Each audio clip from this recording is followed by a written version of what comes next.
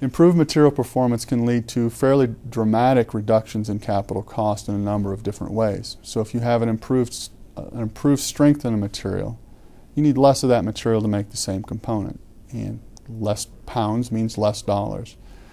If you can also reduce the size of components, maybe you can reduce the size of the footprint of the plant. Maybe you need a vessel that's shorter or smaller diameter, which means you also need less concrete, a smaller footprint for the containment building. So all of those things add up. If we developed advanced joining techniques, that's a huge area.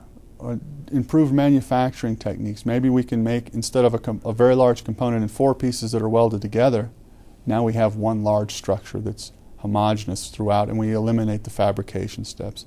All of those things can improve the capital cost. Long term, if the reactor operates for longer, that capital cost is spread out over a much longer lifetime where you can generate revenue. Improved materials performance may lead to higher operating temperatures, which can be directly correlated to more electricity produced, which is more dollars.